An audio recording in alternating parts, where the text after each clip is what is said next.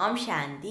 स्वागत है आप सभी का जीवन को पलट देने वाली एक अनोखी जीवन कहानी की श्रृंखला में। तो ब्रह्मा बाबा और मातेश्वरी जी के ज्ञान मुरली तथा ज्ञान सितार द्वारा सभी यज्ञवश अपनी आंतरिक स्थिति को ऊंच बना रहे थे और ईश्वरी ज्ञान में रमण कर रहे थे।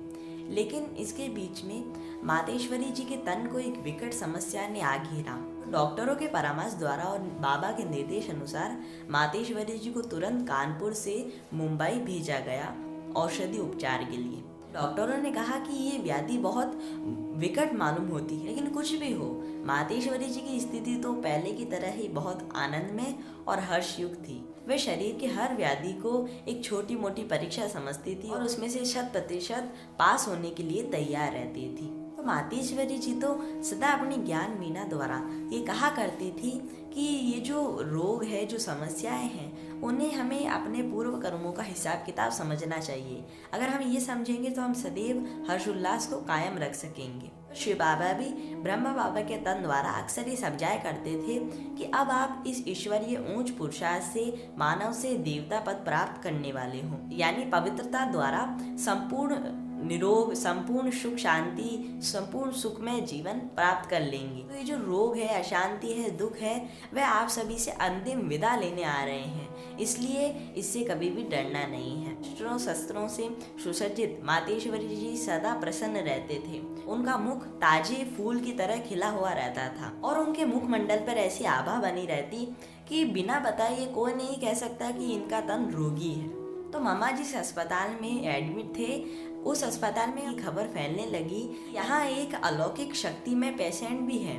जब मम्मा से मिलने श्वेत वस्त्रधारी ब्रह्म कुमार कुमारियाँ जाते थे तो वहाँ आने वाले और रहने वाले लोगों को ये उत्सुकता बनी रहती कि ये संस्था क्या है। तो उन्हें ईश्वरी परिचय और साहित्य भी दिया जाता।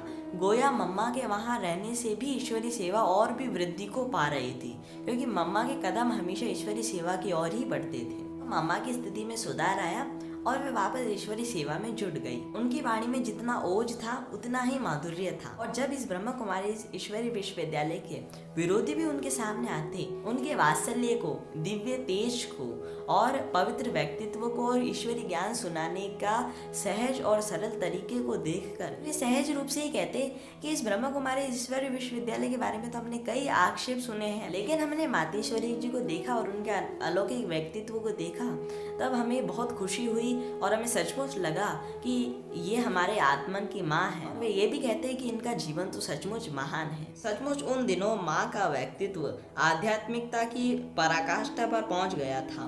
उनकी ज्ञान की गहराई, योग की ज्वाला, दिव्य गुणों की शीतलता, ईश्वरीय सेवा की सूझ, स्फूर्ति और रीति उनकी संपूर्णता की और संकेत दे रहे थे। तो फिर से सभी यज्ञवश मम्मा के अनोखे व्यक्तित्व को देखकर अपनी स्थिति को वापस ऊंच बनाने लगे थे और ईश्वरीय संदेश पूरे विश्व में फैलाने लगे थे। लेकिन एक बार फिर से मम्मा के तन में वे पुरानी व्याधि प्रकट हुई और चिकित्सकों ने इसका निरीक्षण किया। जब उन्होंने पाया कि ये व्याधि असाध्य है और इसका कोई इलाज नहीं हो सकता है। तो आज के लिए इतना ही।